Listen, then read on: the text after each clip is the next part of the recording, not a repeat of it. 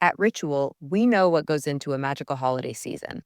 The potluck planning, the gift giving, the spreadsheets. This new year, take a moment for yourself with simple, daily rituals that help you put your foundational health at the top of your to-do list. Rituals Essential for Women 18 Plus Multivitamin is a clinically backed multivitamin featuring 9 high-quality key essential ingredients to help you fill key nutrient gaps in your diet. Or maybe you're stressing your daily protein intake, or you want to double down on support for your gut microbiome. From plant-based essential protein to 3-in-1 pre, pro, and postbiotic strains with Symbiotic Plus, Ritual helps you focus on supporting your body after a long season of juggling everybody else. And for a limited time, do it with 30% off a 3-month supply at ritual.com/podcast. These statements have not been evaluated by the Food and Drug Administration. This product is not intended to diagnose, treat, cure, or prevent any disease.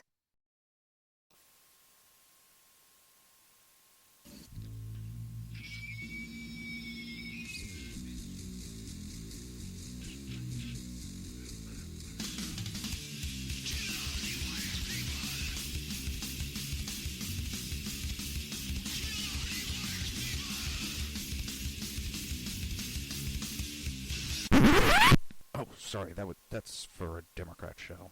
Let me know when you're ready. Was an extremely great conservative commentator. We're tearing it up on Wednesday night. This is awesome. This will allow me to report. Well, this is Jersey Joe for the Reaver of Common Sense show. I'm on shrmedia.com. Actually, I just totally screwed up. This show contains language that some viewers may find offensive. Listener discretion is advised. And now on to the show. And welcome to the Reaver of Common Sense. I'm your host, Jersey Joe, and I'm here to make sense out of the senseless. The Jersey Takeover's here. We have expanded to 2 hours every Monday through Friday, 9 p.m. to 11 p.m. Eastern Standard Time. And if you want to watch a broadcast, god damn is it easy. It's so easy, even a liberal can do it. You can 3 simple ways. You can go to shrmedia.com. You can go to youtube.com and search for SHR Media. Or you can go to Facebook and search for SHR Media. Don't forget to hit subscribe or the like button to keep up to date on all the great shows that we have going on right here on SHR Media. Oh. Woo. Took a little breath out of me. How's everybody doing? I'm doing actually pretty good because it looks like tomorrow night I'm going to go fishing with the wife and the kid. Got in touch with an old friend. Caught up. Felt bad. Hey, Jenna. He recently lost his... Well, I don't know about recent, but talking to him, he lost his wife and his son. I felt bad about it. Just wasn't there, didn't know, and I was like, shit. But it was a good thing to get back in touch with him. It was great talking with him and his brother, and we're going to get together. But tomorrow night, I think I'm going to go fishing.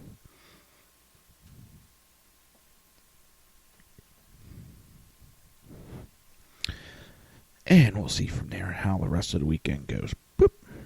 Going through messages. Bump, bump. Oh. Let's see what we got going on. I see this shit with, I'm going to jump ahead to it.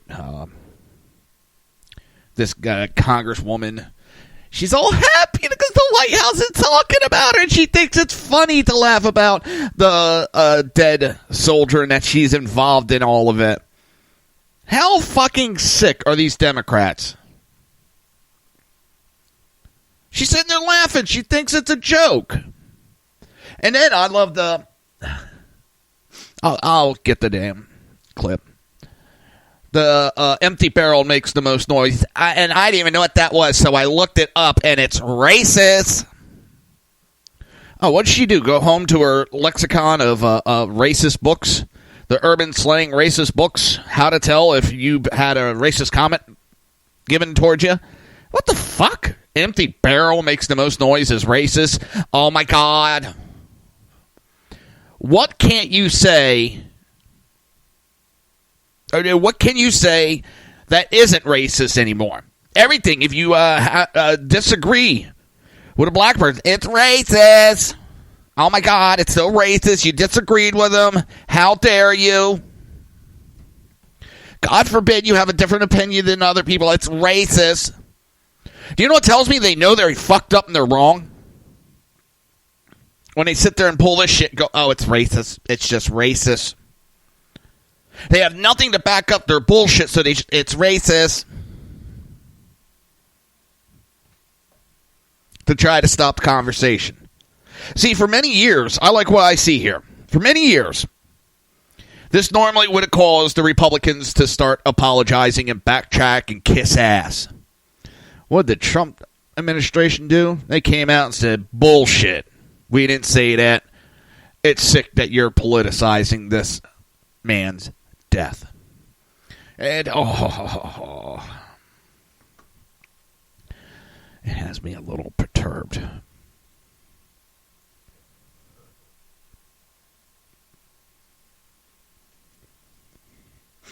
Let's see, how many times? I'm trying to find that real quick.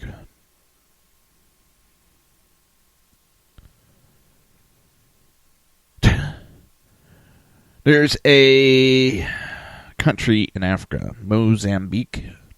There is rumors of vampire attacks that has triggered riots and utter chaos. I ain't shitting you. This isn't the first time I've read it. That there's just this rumor that's been running around and people are dying. And people are believing it's vampires are doing it. It has the people in an uproar. They're running around causing riots.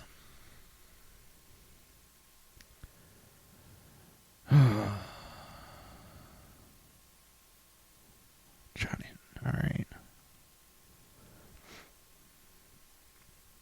Let's see if it has the video here.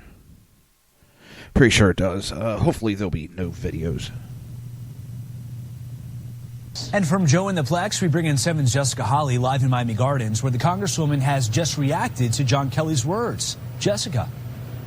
We spoke with the Congresswoman just a few minutes ago here on the North Campus of Miami-Dade College, telling her what the White House Chief of Staff John Kelly said today. Quote, he was stunned and broken-hearted by her criticism of the president's call to the widow of Sergeant LaDavid Johnson. He was in the room when the president made that phone call.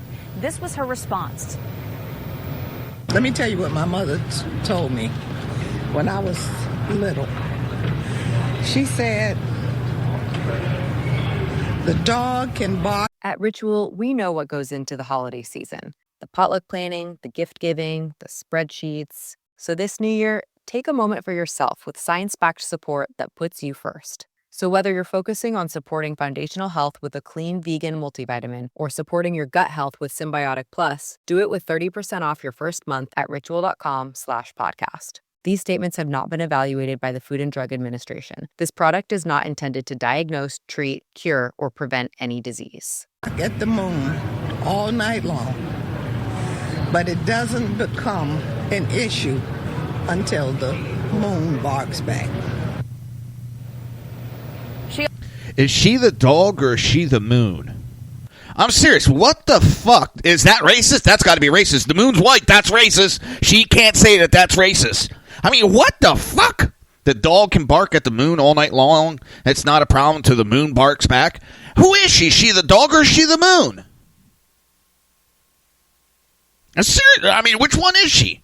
So she's able to make any lie that she wants. And if anybody responds, oh my God, you can't do that. Honey, this is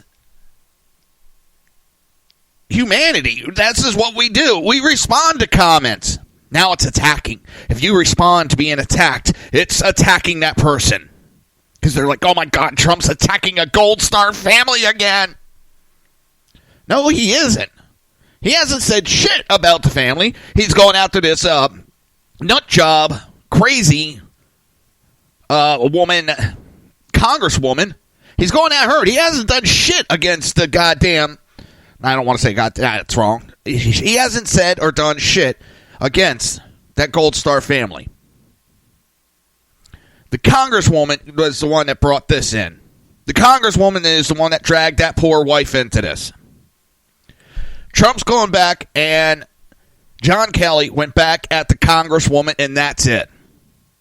Oh my God, they're attacking it. Fuck off. They think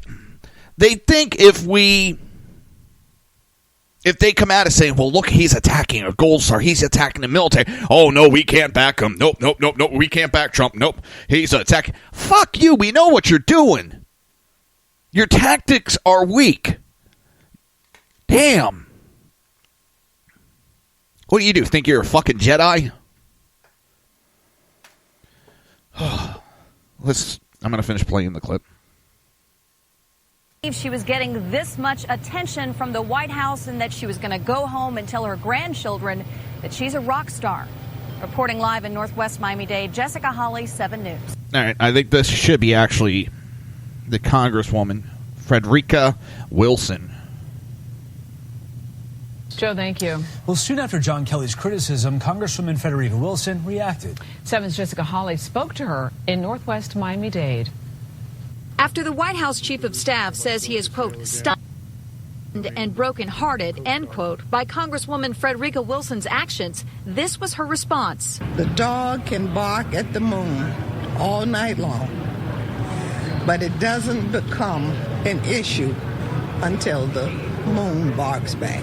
The criticism from the White House comes 2 days after the Congresswoman accused the president of being insensitive in his condolence call to the widow of Sergeant LaDavid Johnson. She said she was in the limo with his family when she heard the president say this. He knew what he was signing up for, but it still hurts. Family members of the fallen soldier he have knew what backed he up was her signing account up of the for, call. and it still But the hurts. It president will. maintains it's And they're not cutting true. out a lot of what was said. Didn't say it at all. The Congresswoman says she's been getting threatening phone calls from white nationalists and now more harsh words from the White House. You mean to tell me that I have become so important? Oh, she just thinks it's funny. The White House is following me and my words. This is amazing. It's amazing.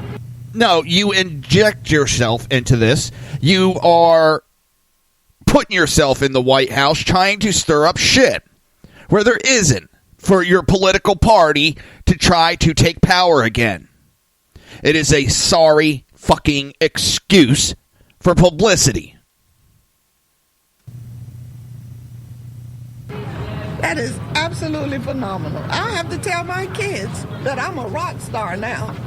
She's going to go home and tell her kids she's a rock star after she pulled in a Gold Star family and started a bunch of shit. She thinks she's a rock star. Yeah. She's something, all right.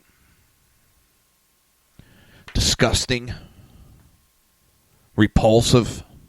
This woman has jumped the gun multiple times, put out blatant lies. She jumped the gun on Trayvon Martin.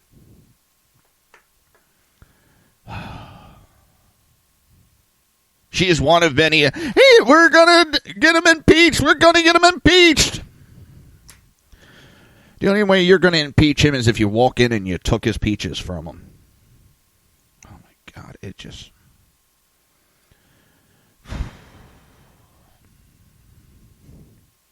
Is this what we got to look forward for the next, 3+ years? Democrats acting like children?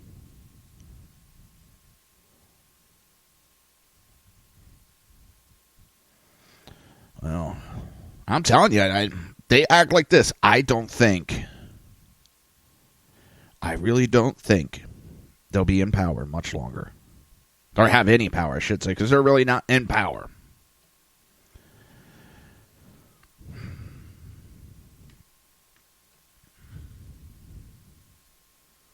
Because they're not. Or they're not supposed to be. Republicans just have lost their balls along the way. They're starting to get them. They're finally getting it through their head. Oh, shit, if we don't get off our fucking asses, we're going to get our asses voted out. And friggin' Bannon's doing a great job of that. He has them running scared right now. I mean, and they got that goddamn budget pushed through, didn't they? Woo! And that opened it up for Brain fart. Oh, for tax reform. Even Time Magazine put up an article, Senate Republicans finally got something done. They should thank Steve Bannon. After 9 months of setbacks, stumbles, and outright failure, Senate Republicans made good on at least one big campaign promise. In a vote last Thursday, the Senate passed a budget resolution and set the stage for tax cuts to be tacked onto it. The proposal drew unified Democratic opposition along with GOP Senator Rand Paul of Kentucky, who thought the budget's $1.5 trillion in red ink was too much, and heads next to the House, where its odds look promising. This is another important milestone for tax reform, White House spokeswoman Sarah Huckabee Sanders told reporters Friday. Spooked at the threat facing incumbents, several big donors had entertained the ideas planted by former Trump strategist Steve Bannon. The Bannon mold of throwing the bums out seems appealing and perhaps inevitable had the GOP gone home at the end of the year with nothing to show.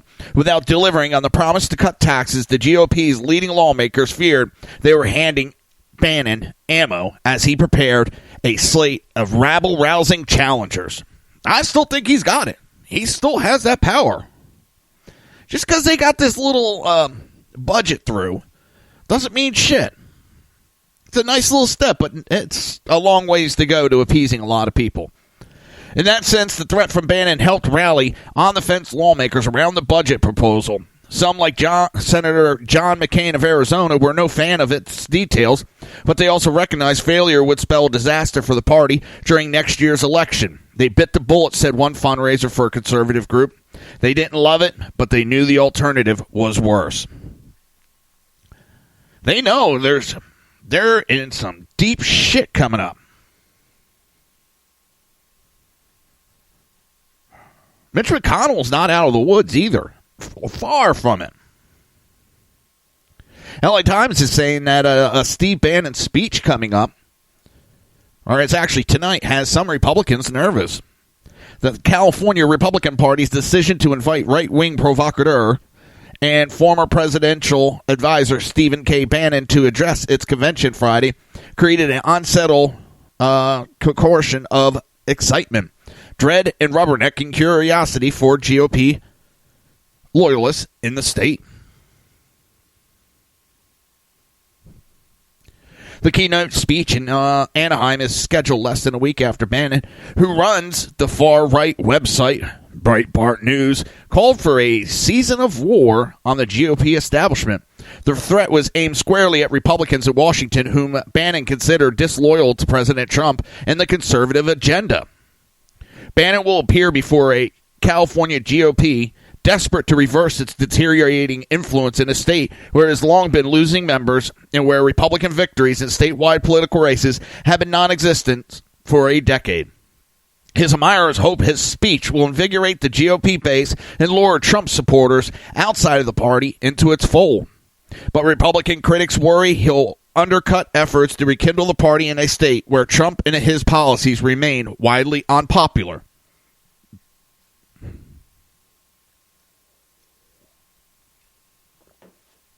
Now, remember, this is LA Times.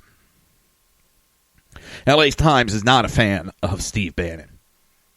By far.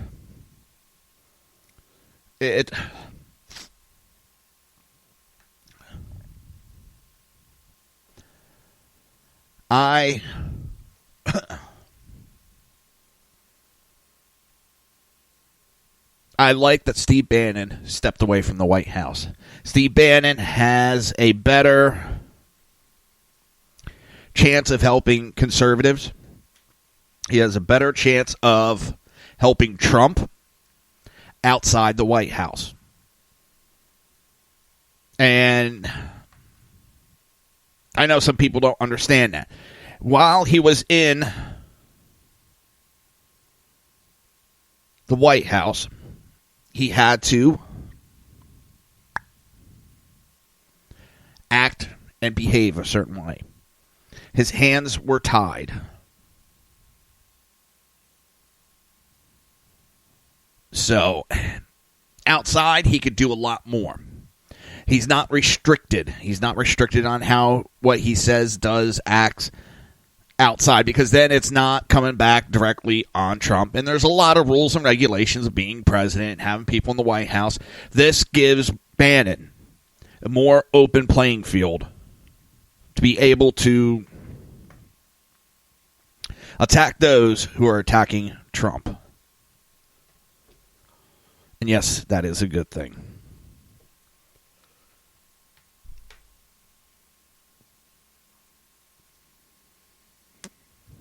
You're listening to the Reaver of Common Sense right here on SHR Media and the Lone Star Radio. And we will be right back.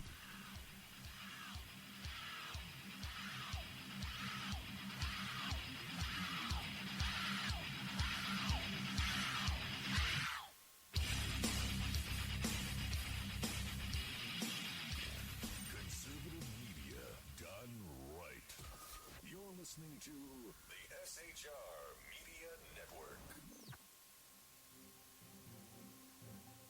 Breaking news. According to the latest report coming out of SHR Media, a merchandise store to support both the Reaver of Common Sense and SHR Media has just been unleashed to the general public. Be forewarned that this site can be contagious and numerous items can be purchased to support the best news programming. Go to Reaver.one website and click on the store link to check out the merchandise.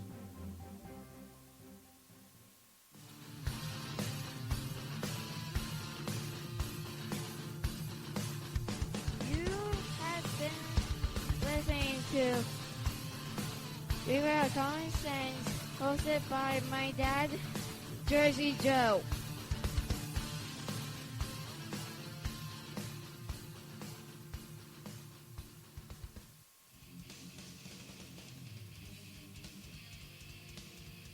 Beware, the Jersey Takeover is here. Every Monday through Friday, 9 p.m. to 11 p.m. Eastern Standard Time, you can catch Reaver of Common Sense show hosted by Jersey Joe, right here on shrmedia.com.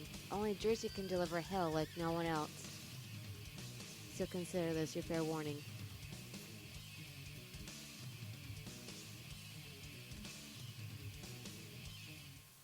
Hello, I'm Tim Hart. I'm the guy BZ hires due to his shameless contract with the SHR Media Network to voice his promos. He'd like me to tell you that the bloviating Zeppelin's Berserk Bobcat Saloon radio show can be found on SHR Media Network, Spreaker, and YouTube every Tuesday and Thursday night at 11 p.m. Eastern and 8 p.m. Pacific, featuring right thinking from a left brain and doing the job the American media maggots won't. You'll find that the speech is free, but the drinks are not.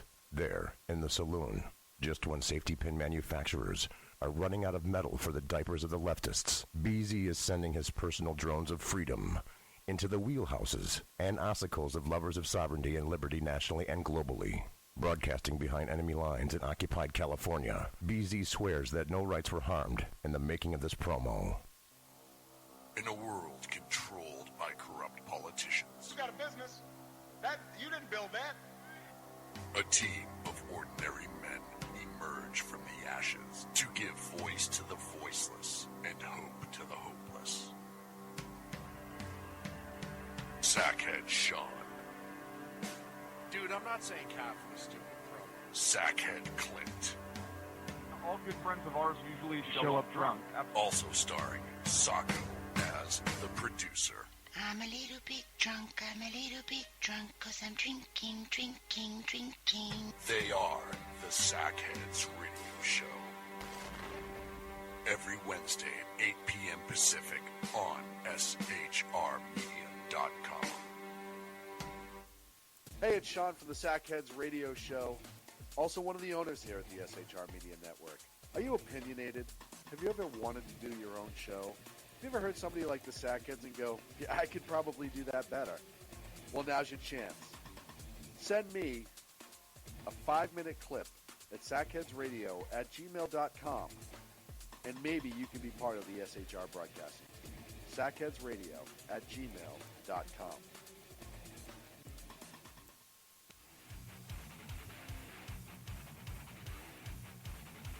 This is Jersey Joe, host of the Reaver of Common Sense, and you're listening to SHR Media.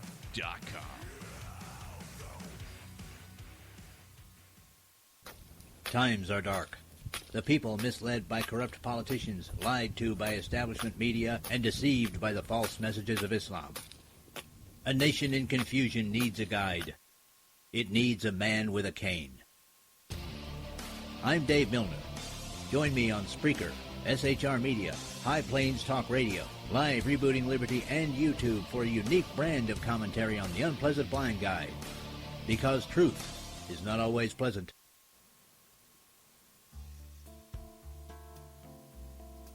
Human by race, Christian by faith, American by nationality, and conservative by choice. Reverend Ralph J. Chittum Sr. is the right guy on SHR Media from 8:05 to 9 p.m., Monday through Friday. And if on the rare occasion I am ever wrong, I will still always be right. The right guy on SHR Media.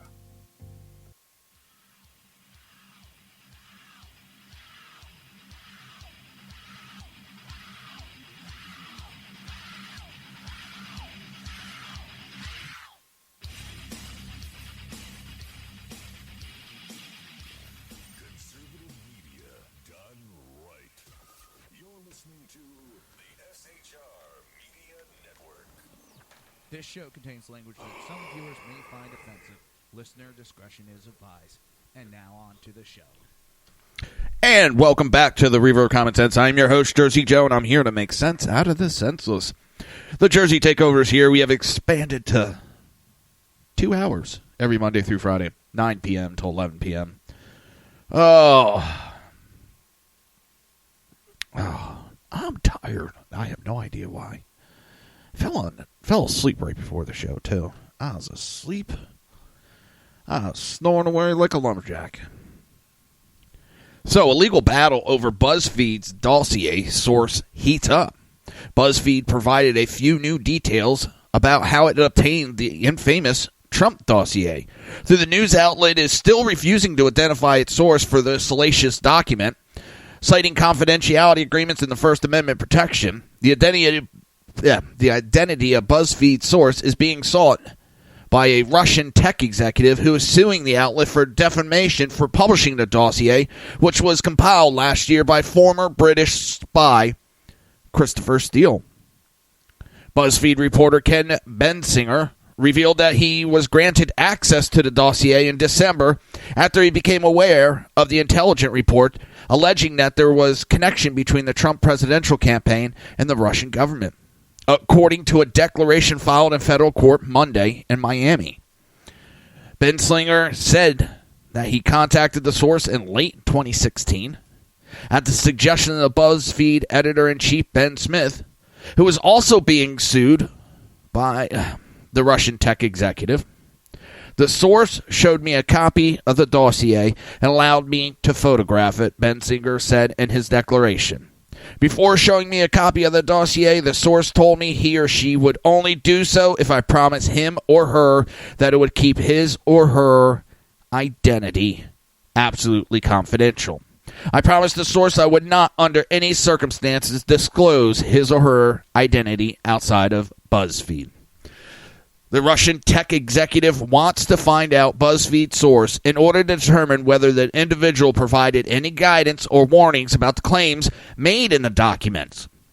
The allegation against the Russian tech executives are made in the last of the 17 memos that make up Steele's report, which BuzzFeed published in full on January 10th.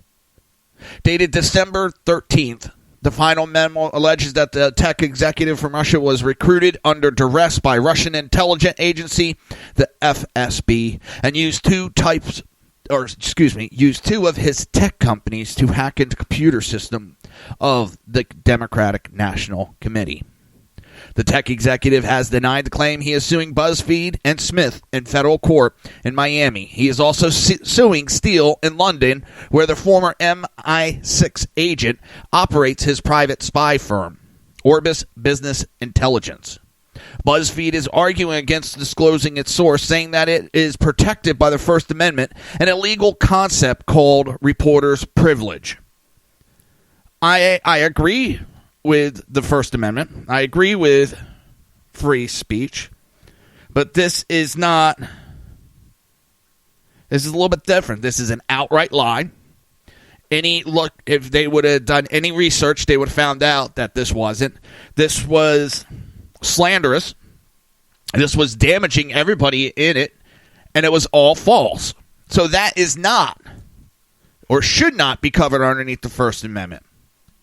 Lying is not covered underneath the First Amendment. That is not free speech. I could just go around lying. Free speech!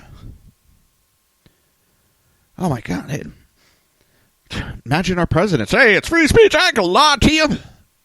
In a memo submitted on Monday, BuzzFeed's attorney, Roy Black, argued that the Russian tech executive is pushing the court force BuzzFeed to violate a promise of confidentiality to a source, an act that for any journalist would constitute the ultimate breach of his or her professional ethics and sense of duty.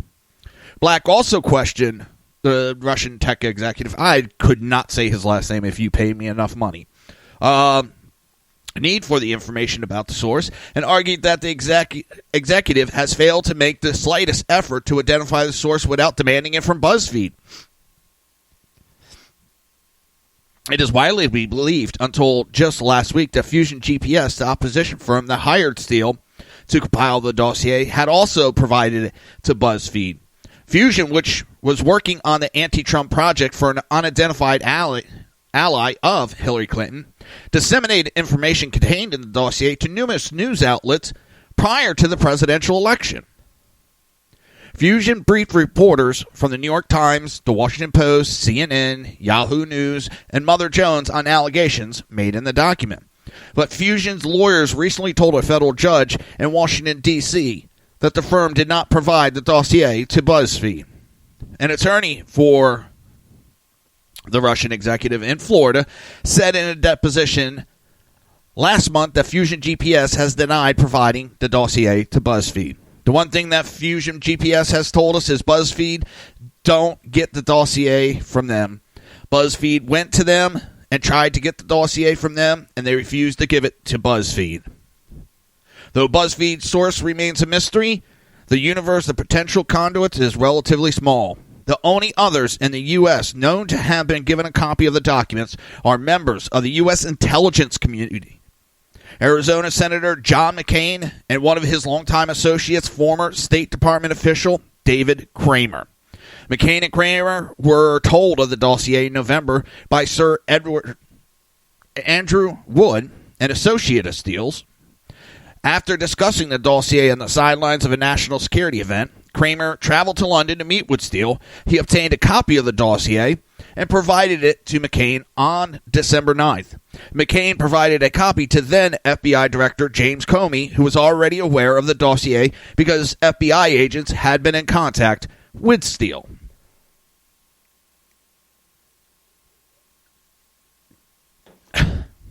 This sounds like a big circle jerk. It was debunked. How quickly? But yet none of these people could debunk it.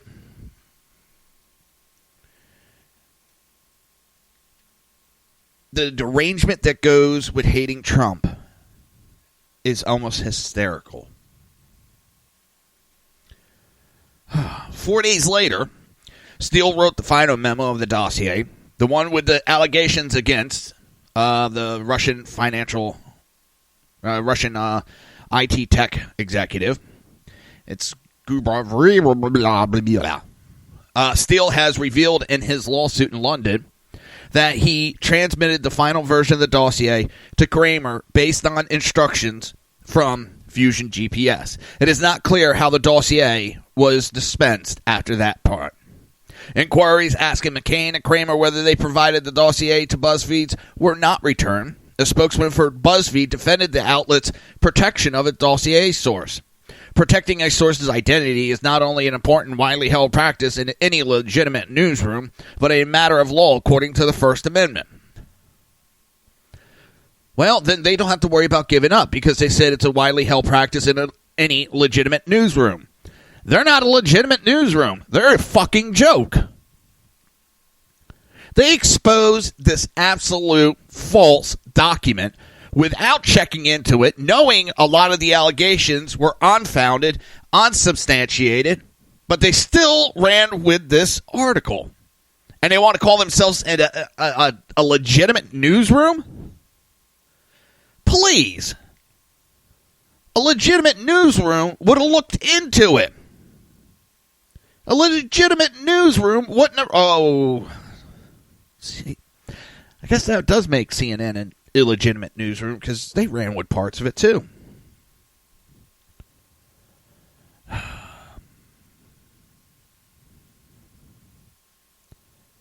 And of course, they stated that the IT tech has presented no substantial evidence to justify his misguided request that BuzzFeed turn over confidential information regarding a source, a demand which violates the basic ethics of journalism.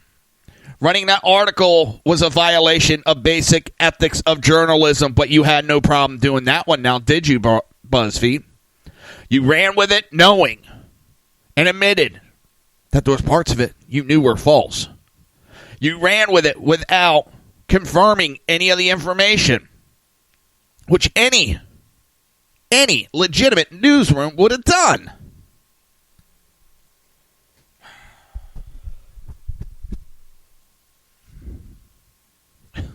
So please spare me the babble about his First Amendment. We have the right to lie. I kind of skipped over, or I missed that part of the First Amendment where it says they have a right to lie. So, FBI reportedly found 2,800 government documents on a disgraced former U.S. Representative Anthony Weiner's personal laptop computer that related to his estranged wife's work as Hillary Clinton's deputy chief during her tenure as Secretary of State. 2,800 government documents on his computer that he did not have clearance to have. Yeah. The conservative group Judicial Watch reported Tuesday that the State Department received the documents from the FBI after Judicial Watch sued the department when it failed to respond to a Freedom of Information Act request. The documents were sent to Weiner's computer by Huma Abedin, a revelation that came to light in the closing days of last year's presidential campaign. This was a disturbing development. Our experience with Abedin's email suggests these Weiner laptop documents will include classified and other sensitive material. Judicial Watch President Tom Fitton said in a statement, "When will the Justice Department do a serious investigation of Hillary Clinton and Huma Abedin's obvious violation of law?"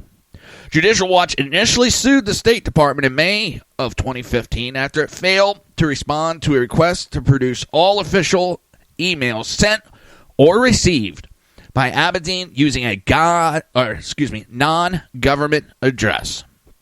In a court filing, the State Department said it expected to review and produce an entire cache of 2,800 documents by the end of this year. However, the government filing also suggests that some of the material is duplicative and of records that have already been made public. Last month, Weiner was sentenced to 21 months in prison after pleading guilty to sending sexually explicit texts across state lines to a 15-year-old girl. Similar indiscretions, first as a congressman and then as a candidate for New York City mayor, had screwed over Weiner's political career. Anybody remember Carlos Danger Weiner? Damn it. I got like a hair or something right there at the microphone. Fucking the shit at me. Abedin has filed for a divorce from Weiner early in this year. But Weiner is in prison. And Weiner, well, his Weiner may not be getting touched. But Weiner's getting touched. Weiner's the little bitch right about now. Come here, Weiner. I got a present for you. Bubba gonna make you talk.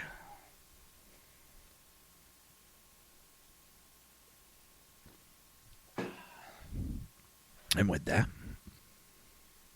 you're listening to the Reaver of Common Sense right here on SHR Media and Lone Star Radio, and we will be right back.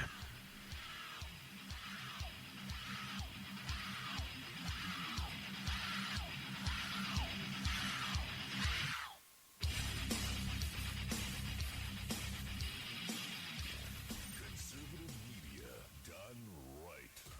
You're listening to the SHR Media Network. Breaking news. According to the latest report coming out of SHR Media, a merchandise store to support both the Reaver of Common Sense and SHR Media has just been unleashed to the general public. Be forewarned that this site can be contagious and numerous items can be purchased to support the best news programming. Go to Reaver.one website and click on the store link to check out the merchandise.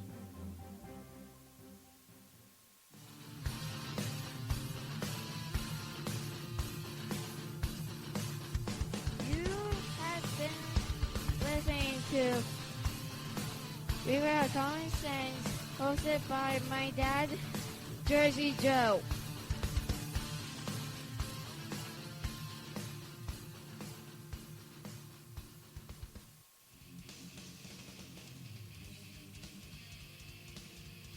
Beware, the Jersey Takeover is here. Every Monday through Friday, 9 p.m. till 11 p.m. Eastern Standard Time, you can catch Reaver of Common Sense show hosted by Jersey Joe, right here on shrmedia.com.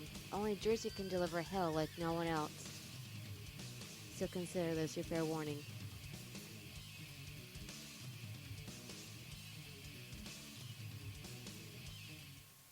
Hello, I'm Tim Hart. I'm the guy BZ hires due to his shameless contract with the SHR Media Network to voice his promos. He'd like me to tell you that the bloviating Zeppelin's Berserk Bobcat Saloon radio show can be found on SHR Media Network, Spreaker, and YouTube every Tuesday and Thursday night at 11 p.m. Eastern and 8 p.m. Pacific, featuring right thinking from a left brain and doing the job the American media maggots won't. You'll find that the speech is free, but the drinks are not.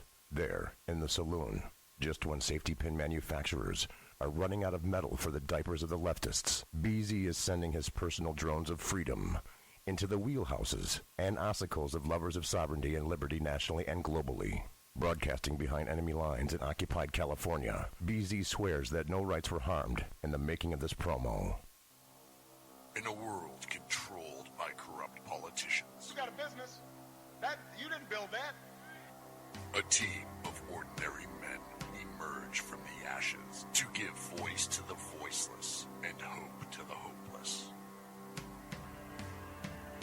Sackhead Sean, Dude, I'm not saying capital is stupid, bro. Sackhead Clint, All good friends of ours usually show up drunk. also starring Sacco as the producer. I'm a little bit drunk, I'm a little bit drunk, 'cause I'm drinking, drinking, drinking. They are the Sackheads Radio Show. Every Wednesday at 8 p.m. Pacific on shrmedia.com. Hey, it's Sean from the Sackheads Radio Show, also one of the owners here at the SHR Media Network.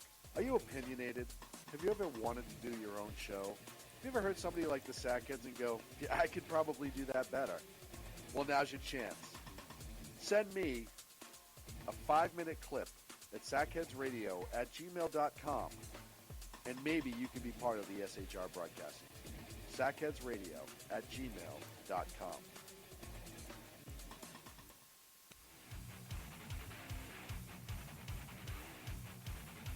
This is Jersey Joe, host of the Reaver of Common Sense, and you're listening to shrmedia.com.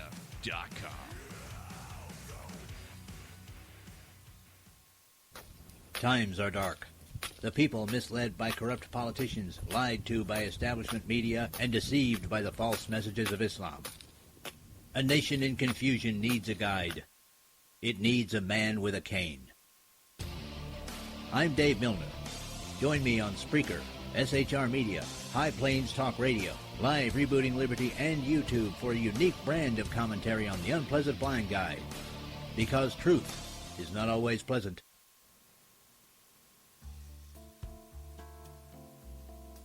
human by race, Christian by faith, American by nationality, and conservative by choice. Reverend Ralph J. Chittum Sr. is the right guy on SHR Media from 8:05 to 9 p.m., Monday through Friday. And if on the rare occasion I am ever wrong, I will still always be right. The right guy on SHR Media.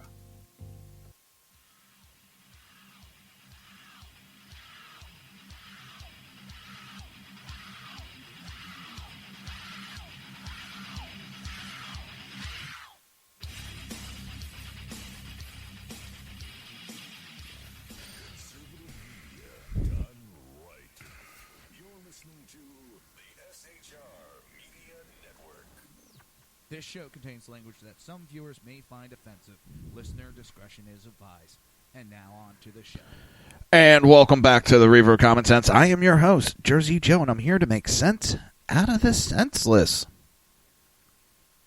The Jersey expansion is here. We have expanded to 2 hours every Monday through Friday, 9 p.m. to 11 p.m. Eastern Standard Time. Remember, if you want to watch a live stream, it's easy, so easy, even a liberal could do it. Just go to shrmedia.com and click on the little TV button up top, YouTube or SHR TV, I forget which one. You can also go to YouTube or Facebook, search for SHR Media, and while you're there, don't forget to hit the subscribe or like button to keep up to date. I mean, the list of shows that we got here has been growing in leaps and bounds. I mean, to the point that I'm going, oh, shit. I mean, for a long time, it was, not for a long time. When I first started here, it was the Rooster, the Red Rooster, or something like that. Sackheads, Ken the Conservative, and me. And from there, it's grown The Right Way with Shannon and Mike. Liberty First by Christiane Hall. Of course, we have The Unpleasant Blind Guy. The Right Guy with Ralph J. Chittum. Of course, me, Reaver of Common Sense. Money Talks with Melanie. The Drive-By Pundit Hour. Southern Sense Talk Radio. BZ Berserk Bobcat Saloon. The Lid Radio. And, of course, the flagship show, Sackheads Radio Show. So when you hit the like or subscribe, you keep up to date on all of these great shows. Like I said, and it's SHR YouTube. That's it. And it's great. I love this station. I had my choice of different stations when I first joined, but this is the one I chose. All right. All right, that's what it is.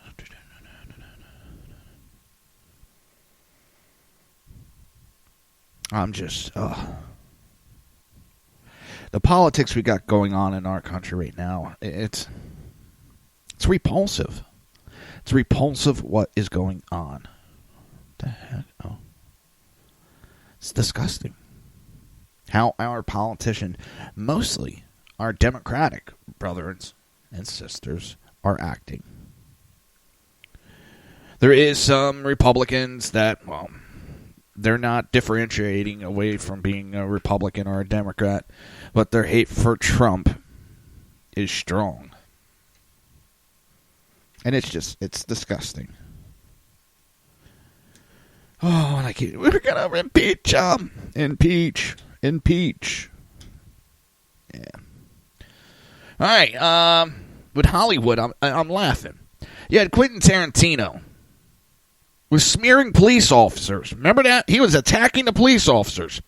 Now, why he's doing that, he was protecting Harvey Weinstein while Harvey Weinstein went around sexually assaulting and raping women. They get on their soapbox and they act like they're this big and bad, and we're highly evolved from everybody else, and we know better than everybody else, but we're running around protecting criminals.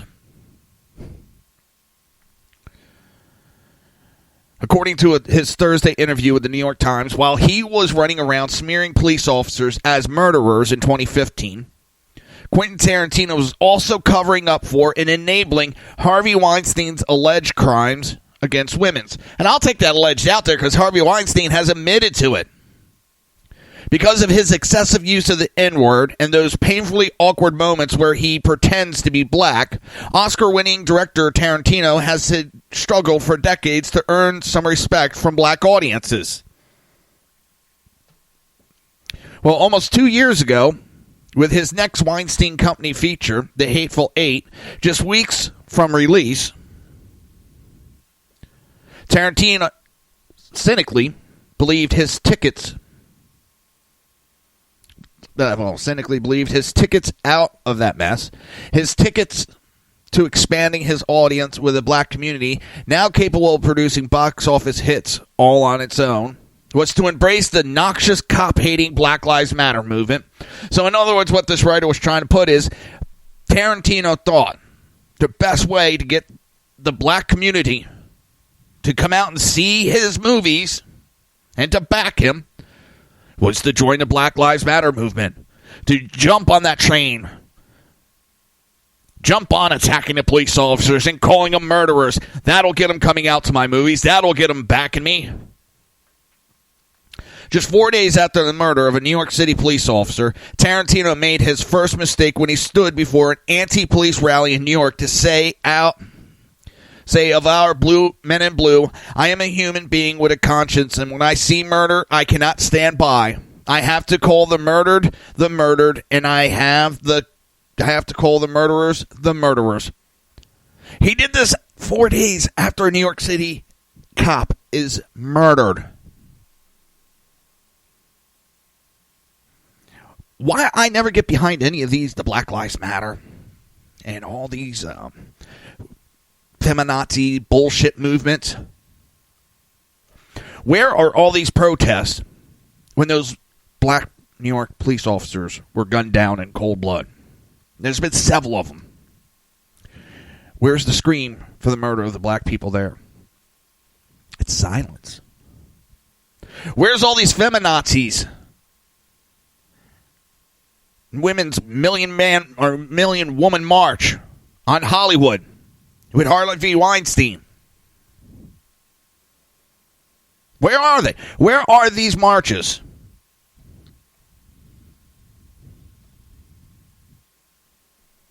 They're nowhere to be found. That means that these people are hypocrites. And all I fucking hear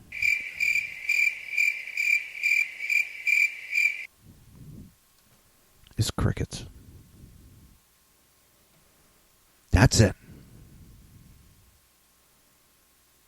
Because their rhetoric is just that, rhetoric. It's nothing. It's bullshit. They're trying to cause problems where there is no problems. Well, there might be some small issues, but they're trying to make a mountain out of a molehill. And I don't understand these goddamn Hollywood types. They go out here, and they've really gone on the kick lately. They go out there, and they're relying on us people. And they go out there, and they insult us. And they belittle us. And then they challenge us not to go see their movies. Okay, I could say to myself, what, $100? I won't go see your fucking movie. Let it tank.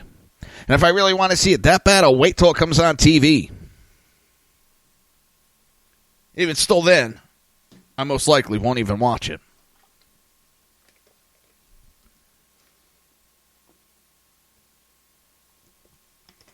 Missed my mouth.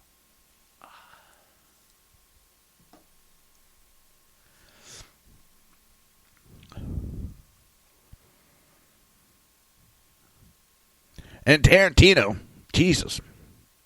And it wasn't a surprise to me. The Hateful Eight tanked after glowing red hot with his two previous features.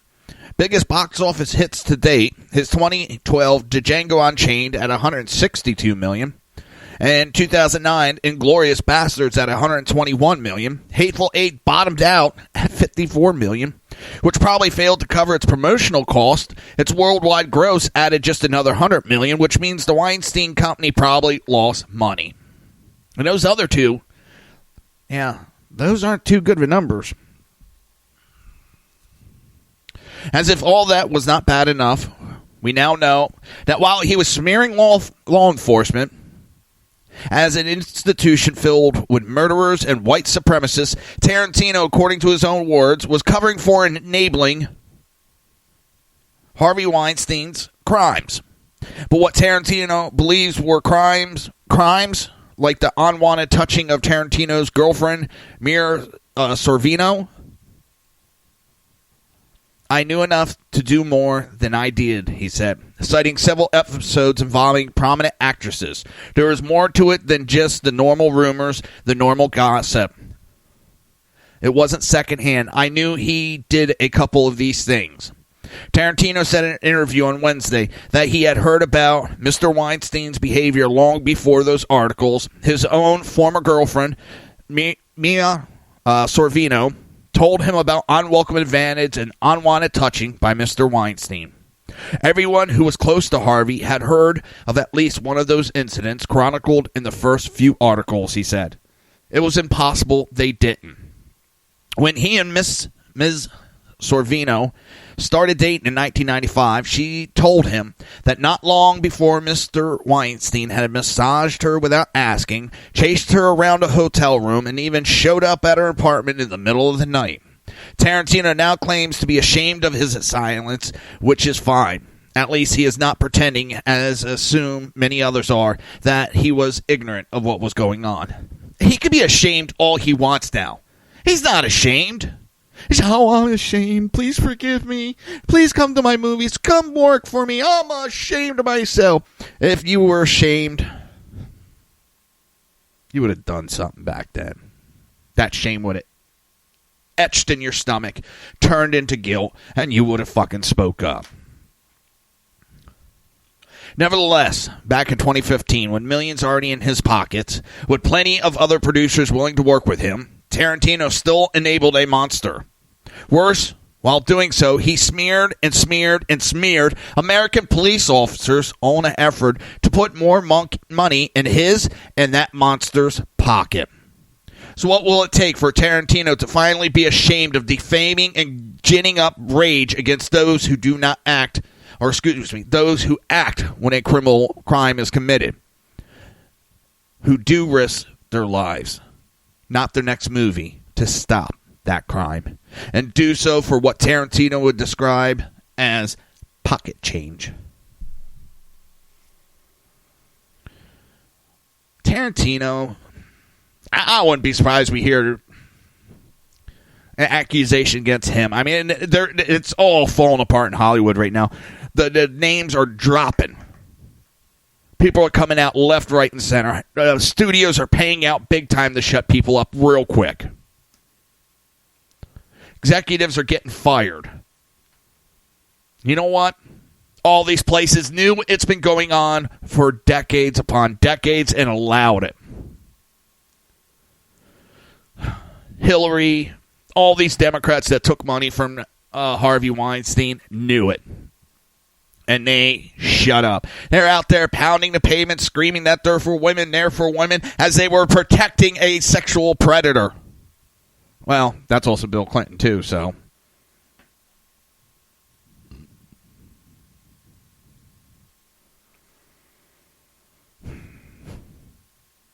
Time and time again, we have this. Time and time. The Democrats show just what they're truly about. And so many people just, oh, okay. But they're quick to jump on this bull. No, the Republicans are racist, and they're just trying to give these millionaires tax breaks. No, they're trying to get middle class going. God. You have Sanders out there going, yeah, well, we're going to be raising the taxes on you, but you're be getting a bunch of free shit. No, we're not. We're not going to be getting free shit. You dumbass. It's not free. Someone pays for that.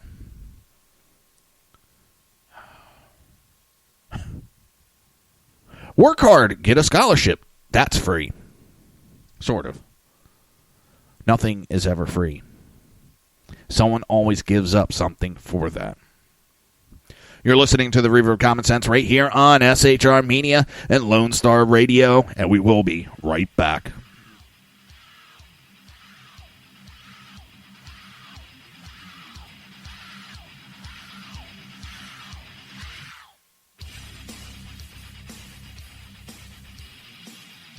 Conservative media done right.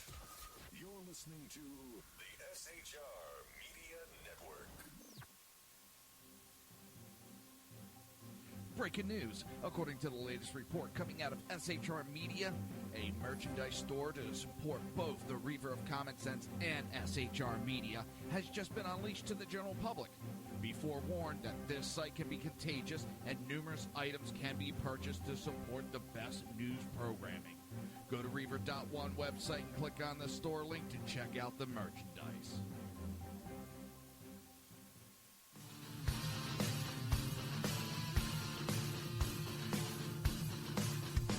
You have been listening to Reaver of Common Sense, hosted by my dad, Jersey Joe.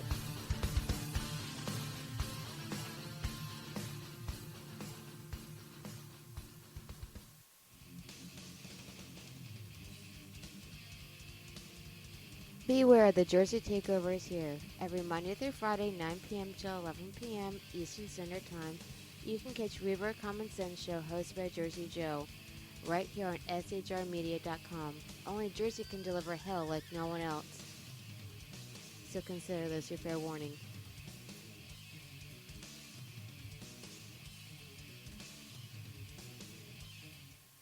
Hello, I'm Tim Hart. I'm the guy BZ hires due to his shameless contract with the SHR Media Network to voice his promos. He'd like me to tell you that the bloviating Zeppelin's Berserk Bobcat Saloon radio show can be found on SHR Media Network, Spreaker, and YouTube every Tuesday and Thursday night at 11 p.m. Eastern and 8 p.m. Pacific, featuring right thinking from a left brain and doing the job the American media maggots won't. You'll find that the speech is free, but the drinks are not.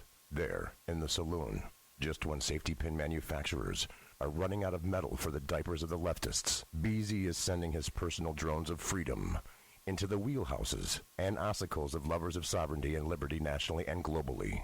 Broadcasting behind enemy lines in occupied California, BZ swears that no rights were harmed in the making of this promo. In a world controlled by corrupt politicians, You got a business. That you didn't build that. a team of ordinary men emerge from the ashes to give voice to the voiceless and hope to the hopeless. Sackhead Sean, Dude, I'm not saying cop for the stupid program. Sackhead Clint, All good friends of ours usually show up drunk. also starring Sacco as the producer. I'm a little bit drunk, cause I'm drinking. They are the Sackheads Radio Show. Every Wednesday at 8 p.m. Pacific on shrmedia.com. Hey, it's Sean from the Sackheads Radio Show, also one of the owners here at the SHR Media Network. Are you opinionated? Have you ever wanted to do your own show? Have you ever heard somebody like the Sackheads and go, yeah, I could probably do that better? Well, now's your chance. Send me a 5-minute clip at sackheadsradio@gmail.com, and maybe you can be part of the SHR broadcasting team. sackheadsradio@gmail.com.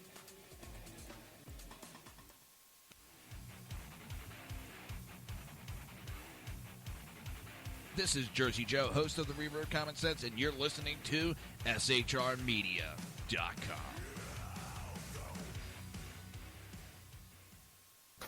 Times are dark. The people misled by corrupt politicians, lied to by establishment media, and deceived by the false messages of Islam. A nation in confusion needs a guide. It needs a man with a cane. I'm Dave Milner. Join me on Spreaker, SHR Media, High Plains Talk Radio, Live Rebooting Liberty, and YouTube for a unique brand of commentary on the Unpleasant Blind Guide. Because truth is not always pleasant.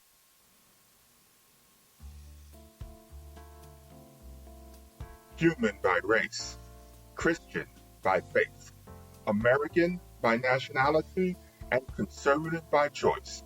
Reverend Ralph J. Chittum Sr. is the right guy on SHR Media from 8:05 to 9 p.m. Monday through Friday. And if on the rare occasion I am ever wrong, I will still always be right. The right guy on SHR Media.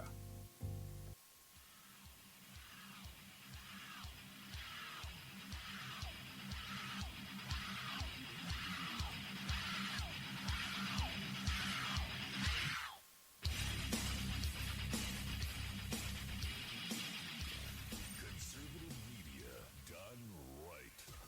You're listening to the SHR Media Network. This show contains language that some viewers may find offensive. Listener discretion is advised. And now on to the show. And welcome back to the Reaver of Common Sense. I am your host, Jersey Joe, and I'm here to make sense out of the senseless. It is 10:05 Eastern Standard Time. I found this. I'm going to play this. This was the other night. Bernie Sanders and Ted Cruz did a little debate. And, yeah. Oh, man. Let me see if I can find a way to download this video so I can post the video onto the live stream. Oh. Let me see. Yeah.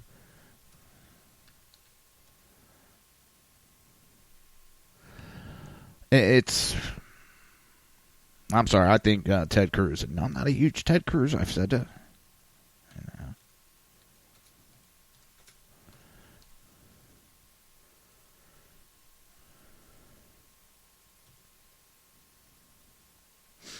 I'm not a huge Ted Cruz fan.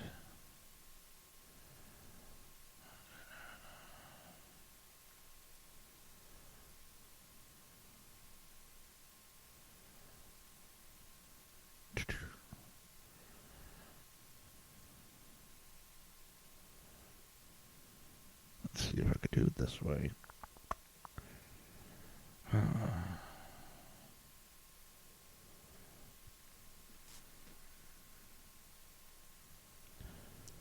Trying to...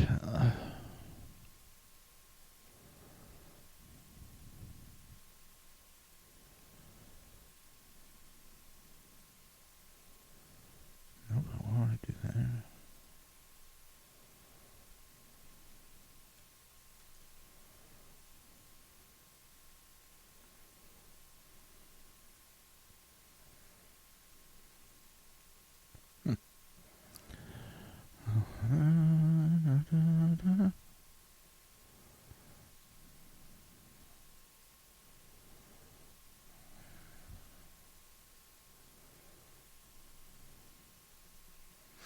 Alright, let me see if I can find this. Oh, Lord, I hate when I do this shit. Alright,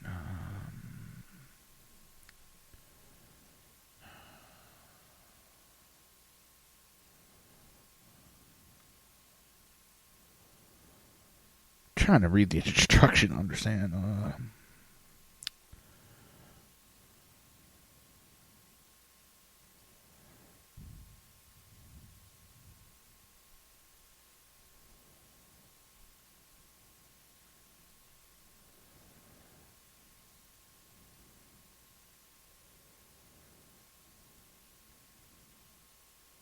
And all right.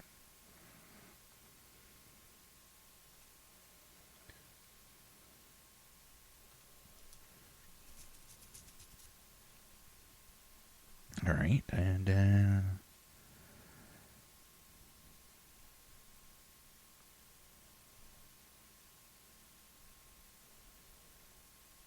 oh wow, that worked.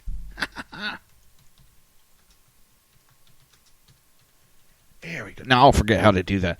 I'll tell you right now, I will forget how to do that.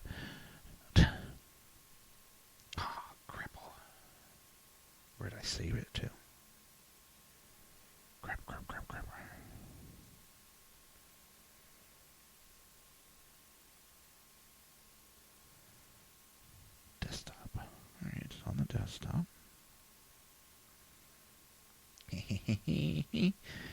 Oh, sometimes I amaze myself. I amuse myself, too. So, we're going to go to this. Sorry about the delay. I just, you know how I am last minute going, I'm going to shake this up. I'm going to change this a little bit. So, we're going to do this. All right, this is the Bernie and Ted Cruz, Bernie Sanders, Ted Cruz debate, and it was just hysterical. What is the difference between a socialist and a Democrat on taxes? Well, I don't know the answer to that because I don't know what other Democrats.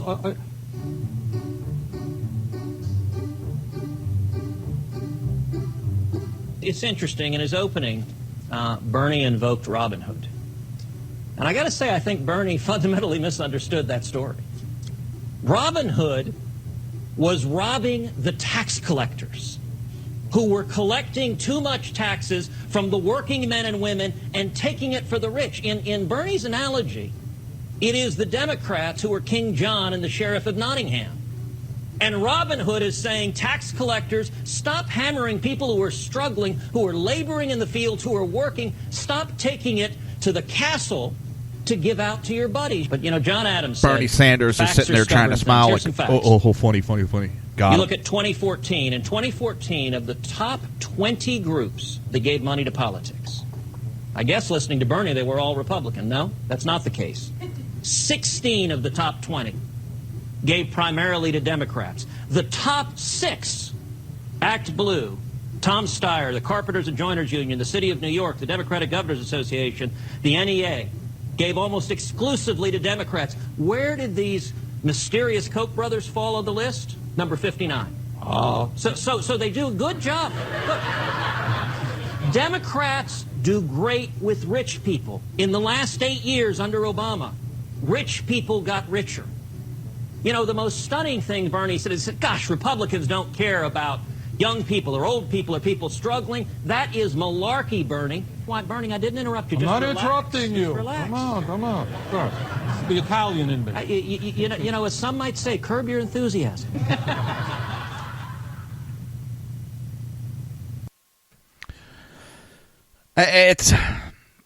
He got him. He got him multiple times, and Bernie did not have a fucking answer. Either Bernie's getting old and senile, or he just does not have an answer. And you know what?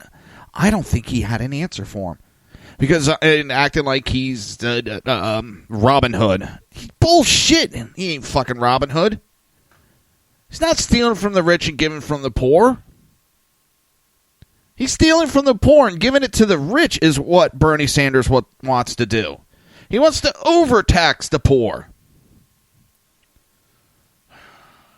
You know, it's really scary when I understand it more than he does. Oh, so last night's football game.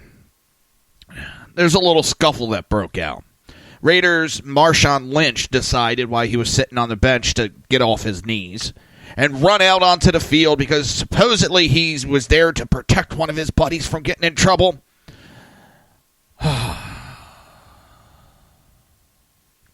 Well, he ended up putting his hands on a ref and pushing the ref. Of course, everybody's protecting him. Oh, no. You see, he could have throttled him. He didn't. No, he came off the bench and got involved.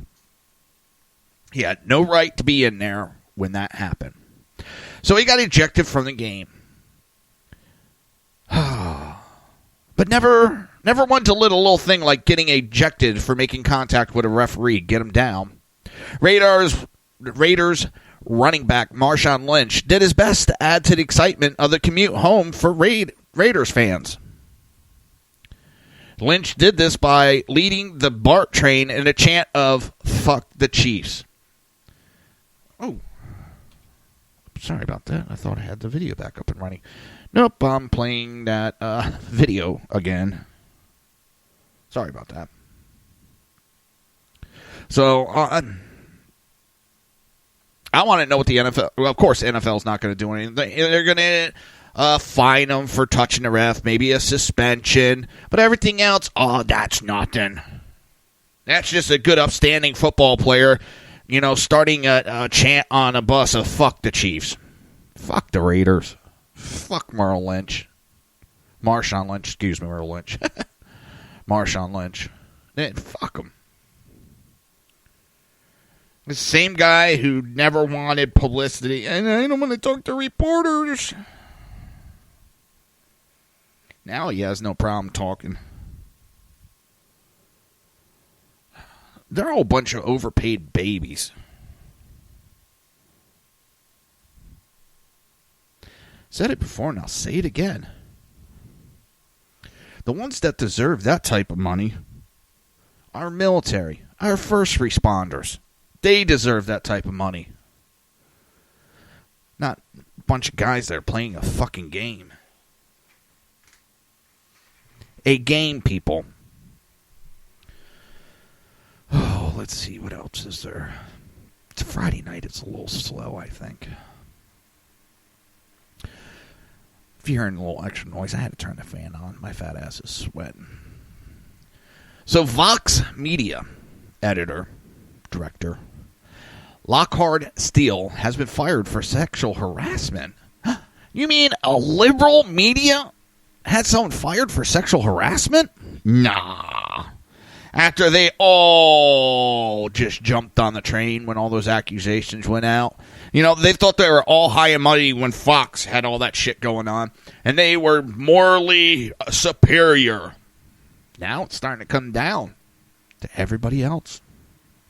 Vox's media editor-director has been terminated effective immediately after a former employee accused him of sexual harassment.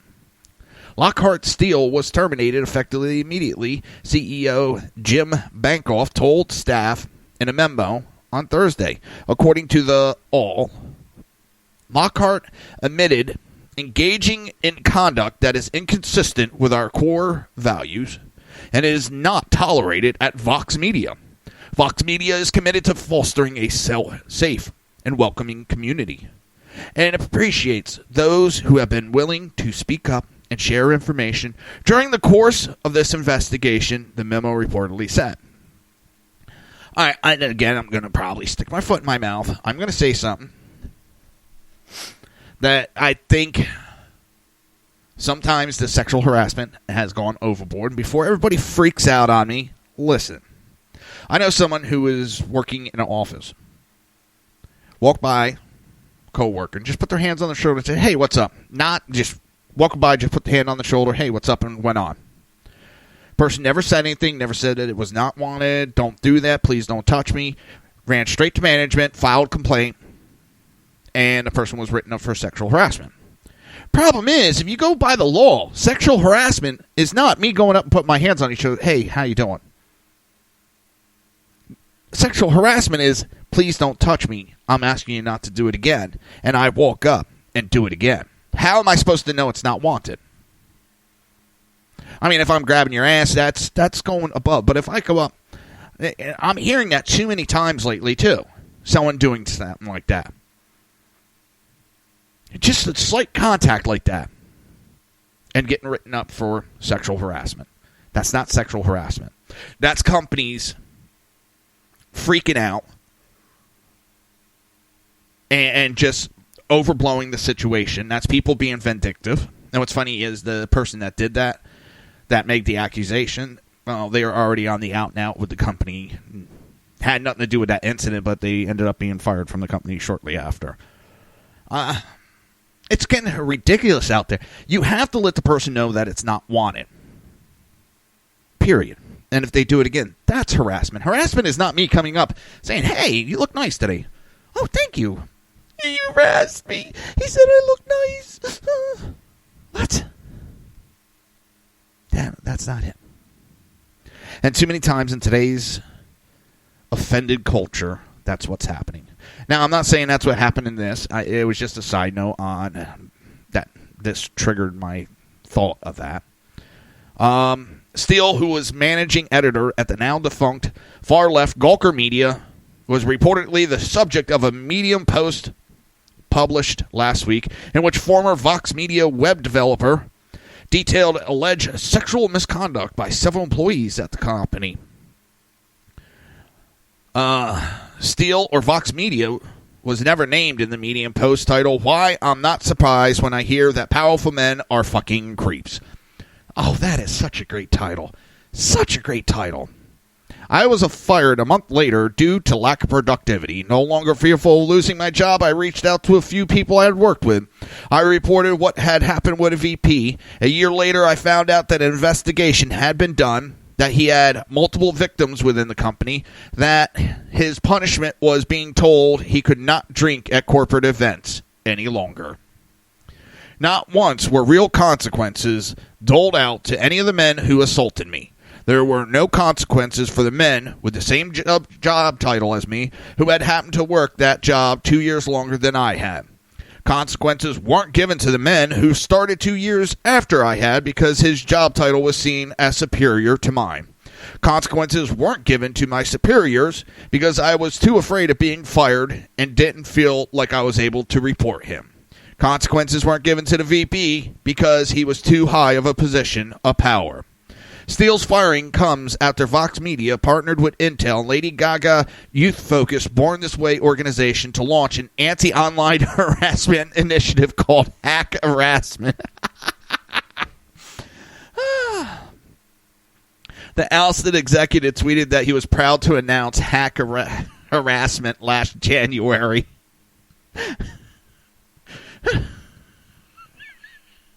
Bankoff addressed staff on Friday, announcing that the investigation that led to Steele's firing is ongoing and encouraging others to be forthcoming. While we are not able to take swift action based on what we uncovered so far in the investigation, we're trying to stress that the investigation is not done. Sorry, that's funny. Oh my God. He's tweeting out, proud to announce hack the harassment, and he's out sexually harassing his employees. Oh my God. You're listening to the Reaver of Common Sense right here on SHR Media and Lone Star Radio. We will be right back.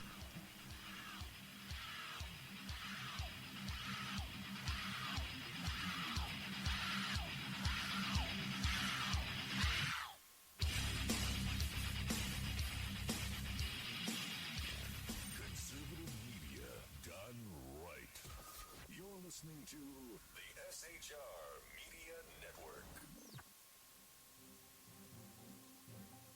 Breaking news. According to the latest report coming out of SHR Media, a merchandise store to support both the Reaver of Common Sense and SHR Media has just been unleashed to the general public.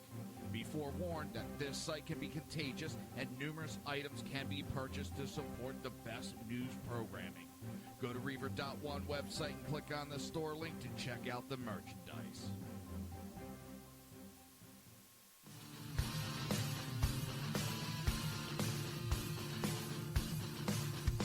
You have been listening to Reaver of Common Sense, hosted by my dad, Jersey Joe.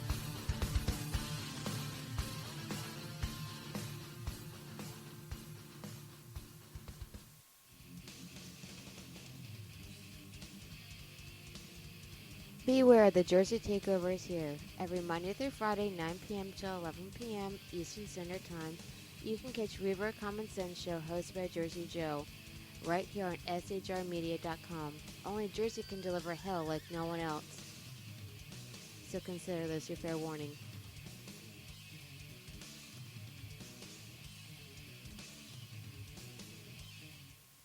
Hello, I'm Tim Hart. I'm the guy BZ hires due to his shameless contract with the SHR Media Network to voice his promos. He'd like me to tell you that the Bloviating Zeppelin's Berserk Bobcat Saloon radio show can be found on SHR Media Network, Spreaker, and YouTube every Tuesday and Thursday night at 11 p.m. Eastern and 8 p.m. Pacific, featuring right thinking from a left brain and doing the job the American media maggots won't. You'll find that the speech is free, but the drinks are not. There, in the saloon, just when safety pin manufacturers are running out of metal for the diapers of the leftists, BZ is sending his personal drones of freedom into the wheelhouses and ossicles of lovers of sovereignty and liberty nationally and globally.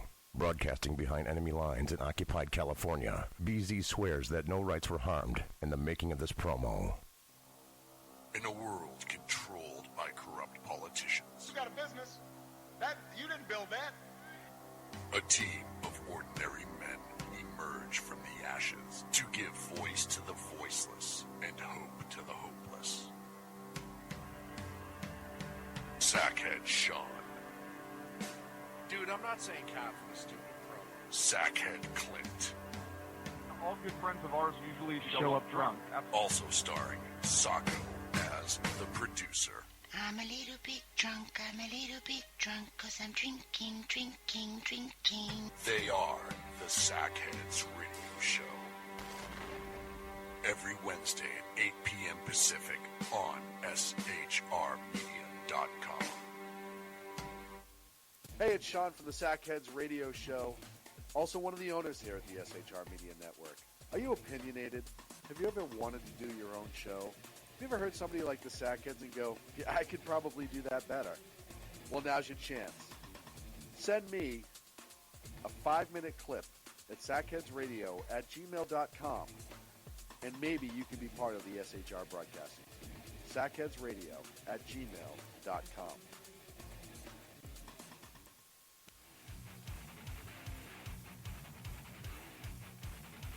This is Jersey Joe, host of the Reaver of Common Sense, and you're listening to shrmedia.com.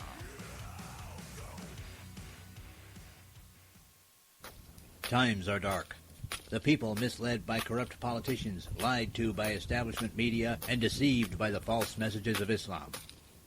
A nation in confusion needs a guide. It needs a man with a cane. I'm Dave Milner. Join me on Spreaker, SHR Media, High Plains Talk Radio, Live Rebooting Liberty, and YouTube for a unique brand of commentary on the unpleasant blind guide. Because truth is not always pleasant.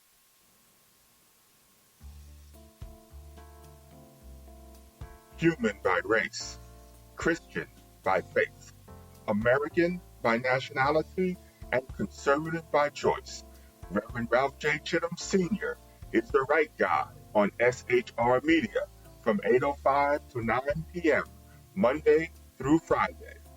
And if on the rare occasion I am ever wrong, I will still always be right. The right guy on SHR Media.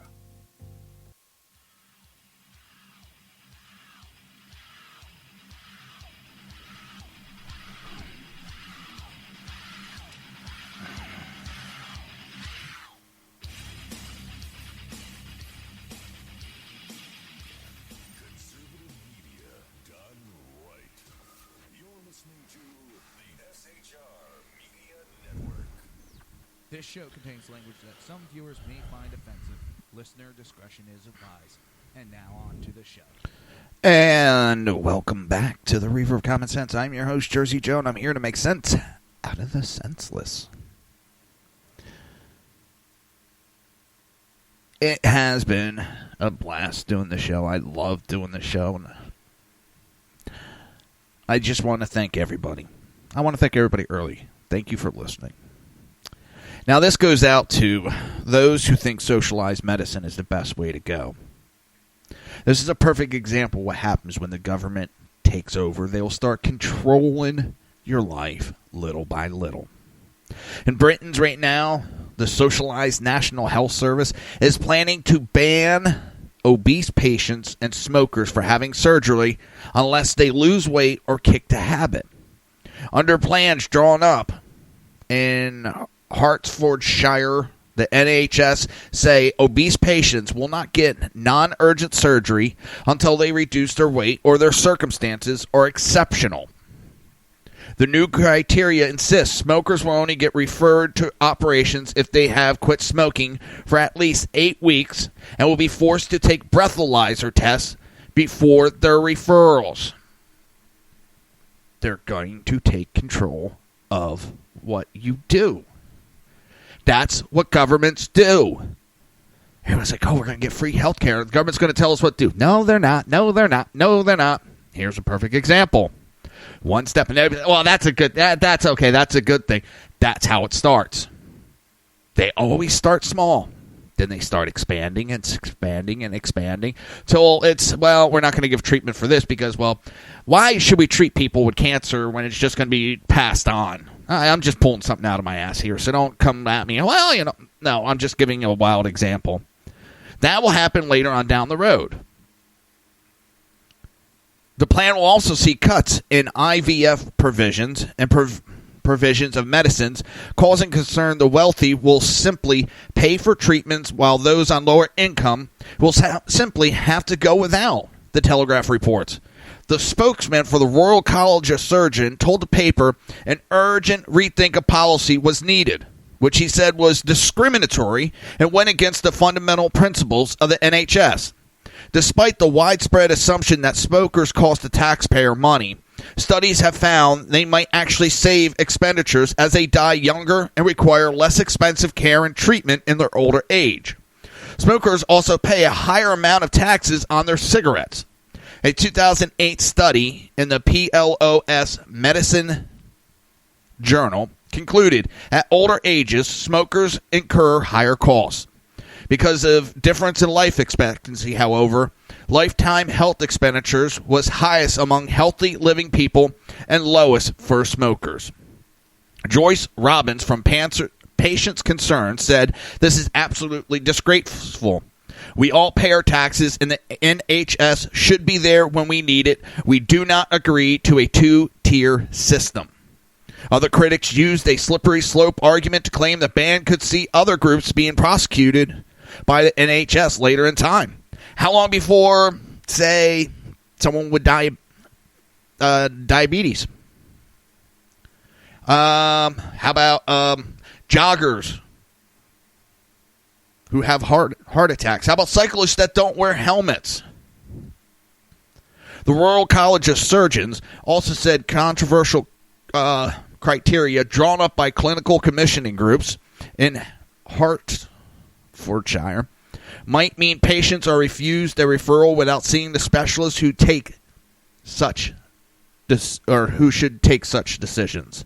The senior vice president, Ian Ederle, said singling out patients in this way goes against the principles of the NHS. This goes against clinical guidance and leaves patients waiting long periods of time in pain and discomfort. It can even lead to worse outcomes following surgeries in some case. There is simply no justification for these policies, and we urge all clinical commissioning groups to urgently reverse these discriminatory measures. Now, the other thing, it just clicked in my head. Or until, basically said, until, you would have to quit smoking or you would have to lose weight, or until the problem got too severe. So people aren't going to get treatment. The problem's going to get worse and worse. And what happens when the problem's worse? The cost goes skyrocketing up. So in their attempt to try to save money, they're actually going to cost more money. Because these people are going to go without health care now. They're not going to be fixing their problems. They're going to get worse. And when the problem's bad enough that they'll take care of it, it's going to cost millions of dollars more than it would have to originally treat them and save money. But insurances don't see that. They only can see that hand right in front of their face. They can't see down the road. And the one that I love to use that I see insurances do, they will spend a dime. If on their books it says they'll save a nickel, they'll spend that dime to save a nickel. But in the meantime, if they saved the dime, they'd technically be saving 15 cents at that point.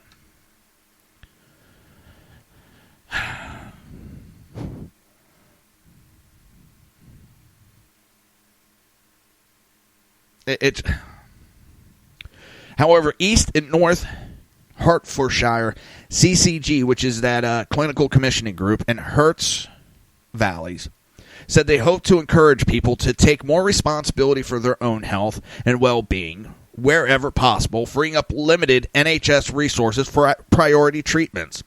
They continued this policy is designed to improve patient safety and outcome, both during and immediately after non-urgent surgeries. No, but you're going to raise the cost of everything else.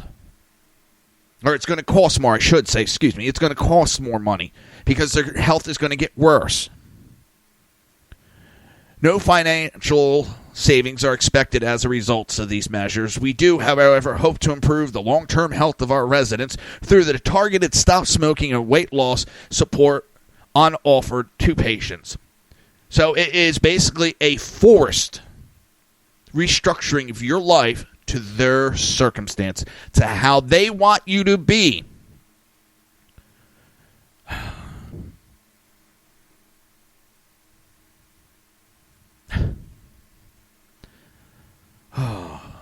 Now, they did say exceptional circumstances, clinicians will allow surgery to go even ahead, even if the smoking and weight loss criteria are not met. Exceptions would be made when waiting for surgeries would be more harmful for the patient. Now, here's the other part of the question. Okay? How many lawsuits to these doctors is that going to open it up to? Because they're going, well, you're a smoker, we don't think it's bad enough. And then they're going to find out that patient was worse off. Example, when I originally hurt my knee, I injured my knee. The orthopedic surgeon I went to thought I was bullshitting him. Went in for surgery, came out apologizing because the injury would show up on x-rays and stuff. But I had cracked a cartilage on the weight-bearing side of my femur. Right where the knee, where the femur connects to the tib fib, right on the weight-bearing, I cracked the cartilage. And he admitted that is painful as hell and apologized to me. If he wouldn't have done the surgery because I was a smoker, how much bad off would I have been? And it would have been his fault for me getting worse because he misdiagnosed me and made the problem get worse because I was a smoker. I get tired of it. But let's legalize smoking pot, but let's stop people from smoking cigarettes. Pisses me off, it does. Let's see. McConnell is in some deep shit of late. Pennsylvania Senate candidate Jeff Bartos pledges not to vote for Mitch McConnell. Since announcing my campaign defeat Bob Casey for the United States Senate 6 months ago, I have traveled throughout the Commonwealth of Pennsylvania speaking with thousands of people who sent shockwaves through the political world last year by electing Donald Trump. The people I have met voted for the president because for too long, Washington insiders and special interests have benefited greatly while hard-working Pennsylvanians have seen their jobs shipped overseas.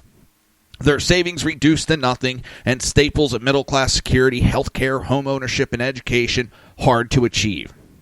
I can report that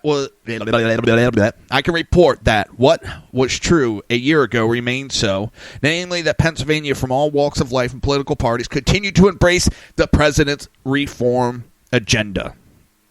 That said, the truck drivers, farmers, factory workers, and miners I have met, whether they live in East Stroudsburg, Newcastle, Syra, remain angry with critique. Holy shit. Career politicians. For some reason, my mind's trying to combine career and politician together from both parties. Increasingly, this anger is directed at Republican leadership in the United States Senate, especially Mitch McConnell. I understand their frustration, both as a candidate and a former donor to Mitch McConnell. 9 months into his new administration, Senator McConnell has failed to win passage of the pro-growth, pro-America, pro-reform agenda that Pennsylvanians are demanding. An effort to repeal Obamacare is Senator McConnell's highest-profile failure. For 7 years, longer than the time America spent in winning World War II, Republican insiders promised they would repeal Obamacare. With the election of the Republican president, Senator McConnell finally had the opportunity to relieve America from the crushing burden of Obamacare unsustainable annual premium increases, but when it came time to get the job done, he failed the American people. Senator McConnell's lack of resolve and failure to lead now puts at risk pro-growth tax reform and the speedy confirmation of President Trump's critical judicial and executive branch appointees. As a conservative businessman and political outsider, I enter the race for the United States Senate to break the stranglehold that career politicians have on our government. 6 months into the campaign, I have learned that the career politicians from both parties who talk a lot but accomplish little are the biggest problem. We know that Bob Casey will not repeal Obamacare or reform tax code. We also know that to date, Mitch McConnell cannot.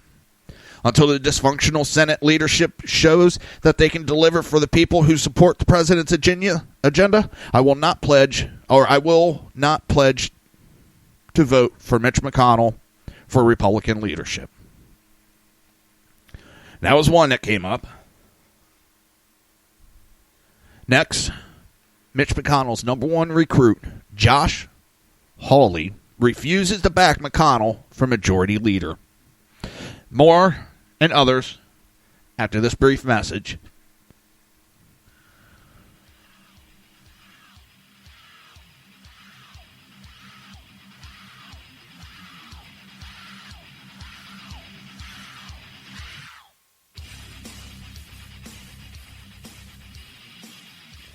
Conservative media done right.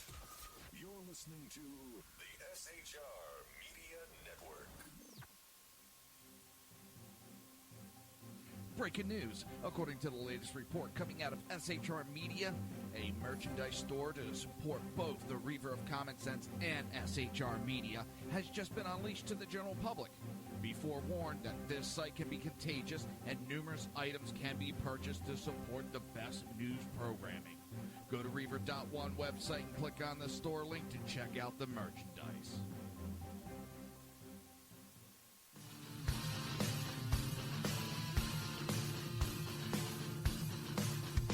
You have been listening to Reaver of Common Sense, hosted by my dad, Jersey Joe.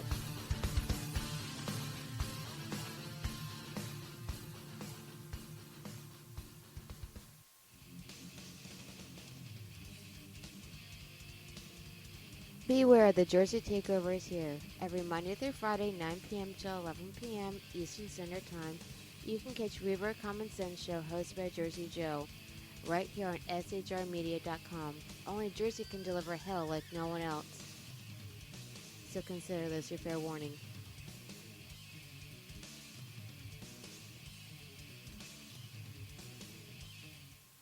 Hello, I'm Tim Hart. I'm the guy BZ hires due to his shameless contract with the SHR Media Network to voice his promos. He'd like me to tell you that the bloviating Zeppelin's Berserk Bobcat Saloon radio show can be found on SHR Media Network, Spreaker, and YouTube every Tuesday and Thursday night at 11 p.m. Eastern and 8 p.m. Pacific, featuring right thinking from a left brain and doing the job the American media maggots won't. You'll find that the speech is free, but the drinks are not. There, in the saloon, just when safety pin manufacturers are running out of metal for the diapers of the leftists, BZ is sending his personal drones of freedom into the wheelhouses and ossicles of lovers of sovereignty and liberty nationally and globally. Broadcasting behind enemy lines in occupied California, BZ swears that no rights were harmed in the making of this promo.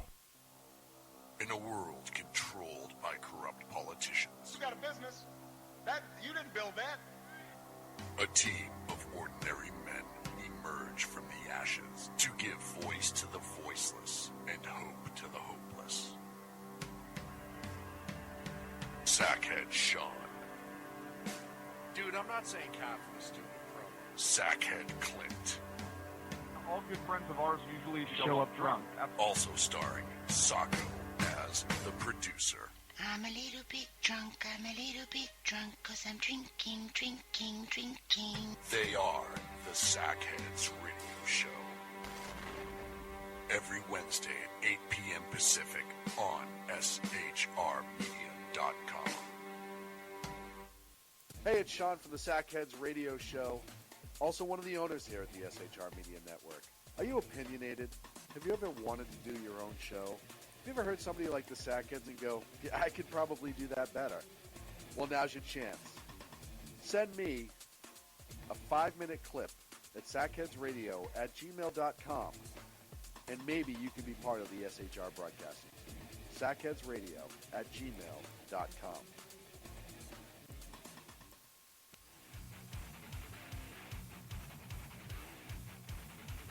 This is Jersey Joe, host of the Reaver of Common Sense, and you're listening to SHRmedia.com.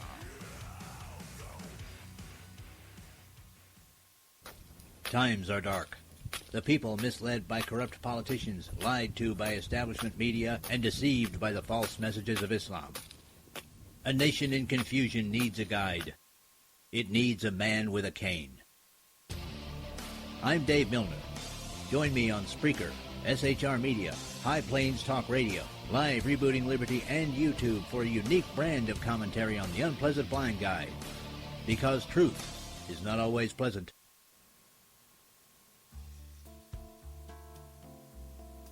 Human by race, Christian by faith, American by nationality, and conservative by choice. Reverend Ralph J. Chittum Sr. is the right guy on SHR Media from 8:05 to 9 p.m., Monday through Friday.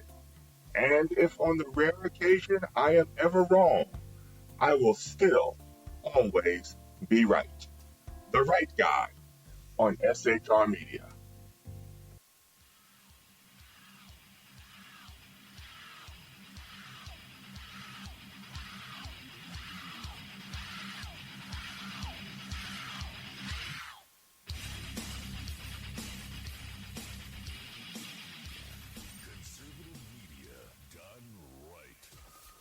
Listening to the SHR Media Network.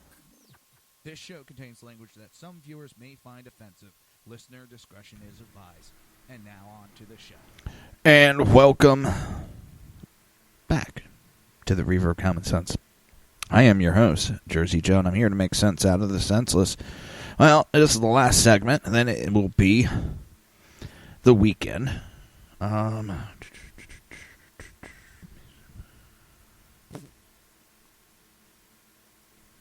It's weird. Don't know why that popped up. And I want everybody to have a safe weekend. Sunday or Monday's Veterans Day, isn't it? And I'll be here Monday. I know Sunday I'm not watching, definitely under no circumstance, any football going on in my house because it's Veterans Day and these cocksuckers can't be respectful. They don't deserve me watching them. I mean, I'm not watching them really that much at all. A couple games here and there. I might get a little bored. Give in. All right. But other than that. All right, Mitch McConnell's number one recruit, Jay Hawley, who was labeled Mitch McConnell's number one recruit of the 2018 cycle, refuses to endorse McConnell for majority leader. Former White House chief strategist and Breitbart News chief executive Steve Bannon reportedly remains very interested in recruiting Hawley in his war against the establishment, which includes Senator Majority Leader Mitch McConnell's. McConnell was reportedly first urged Hawley to run for the 2018 midterm. Josh Holmes, McConnell's former chief of staff, said that Hawley was one of the establishment Republicans' first choice for the 2018 midterm election. He was our number one recruit of the cycle. We worked our tail off to recruit Josh Hawley, whatever it is. Now, McConnell's top recruit will not commit to voting for Mitch McConnell if elected to the Senate in 2018. Hawley's spokesman responded in an email questioning whether he would back McConnell. The Senate is broken and failing the people of Missouri. Josh is running because he is not willing to tolerate the failure of the D.C. establishment any longer. He won't tolerate Claire McCaskill's failure. He won't tolerate Republican failure either. His spokesman did not respond to the follow-ups as to whether he considers McConnell part of the Washington establishment. Mitch McConnell, as majority leader, has failed twice to repeal and replace Obamacare, to pass a tax reform package, or to confirm over 200 Trump executive and judicial nominees, and to fund a wall to secure the border. Josh Holmes did not respond to a request for comment about the non-endorsement of Mitch McConnell. President Donald Trump told reporters on Monday that he understands Bannon's frustration with Senate Republicans. Steve is very committed. He's a friend of mine, and he is very committed getting things passed. Trump told reporters at the White House on Monday when asked about Bannon's decision to challenge establishment Senate Republican opposed to the president's agenda. I'm not going to blame myself, to be honest. They aren't getting the job done, Trump added. McConnell has come under fire from conservatives, including Tea Party patriots, Jenny Beth Martin, Ken something from the Senate Conservative Fund, and Freedom Works president. They have all called for Mitch McConnell and the rest of the Senate leadership to resign over their failure to repeal Obamacare, confirm Trump's executive and judicial nominees, and to fund a border wall. Establishment Republican and their operatives continue to reportedly panic over Bannon's recent strategy to line up a series of anti-establishment, populist candidates to challenge Republicans who have not pushed Trump's agenda. Bannon will reportedly primary every Senate Republican up for election in 2018 outside of Senator Ted Cruz. Bannon also met with many Republican megadonors who are frustrated by the establishment Republicans' inability to pass the Trump agenda or pass anything resembling a conservative agenda. A former White House advisor, now a senior advisor to the pro-Trump super PAC, Great American Alliance, said the Republican establishment is so hollow and lacking in ideas that they almost forced to try and latch onto our slate of populist conservatives and call them their own to survive. If Mitch McConnell's industrial complex inside the Beltway wants us to believe that these candidates are with Mitch, then they should tell us which of them are publicly aligning themselves under the McConnell flag and supporting him for majority leader.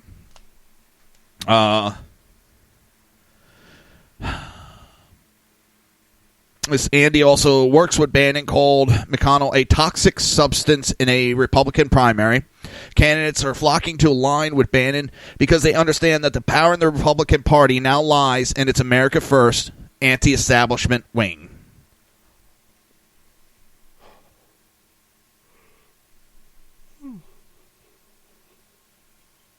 Sorry about that. So, the Republican National Committee chairwoman, Ronna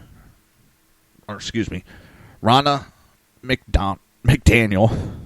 Ronald McDonald? God.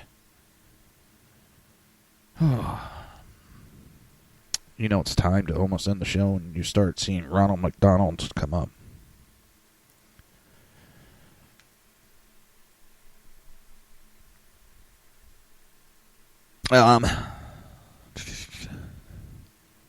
That she shares the same mission of getting a better majority for the president going into 2018. They're backing Bannon. That's a big thing. That is a big thing. Listen, I'm going to cut this short. Just a couple minutes early today. Going to have the weekend start a little bit early. I want to say thank you to everybody for listening this week. I appreciate it. And until Monday, have a great weekend and be safe. You've been listening to the Reaver of Common Sense with its host, Jersey Joe. You can tune in every day, Monday through Friday, 11 a.m. to 1 p.m. Eastern Standard Time, right here on hppundit.com and shrmedia.com.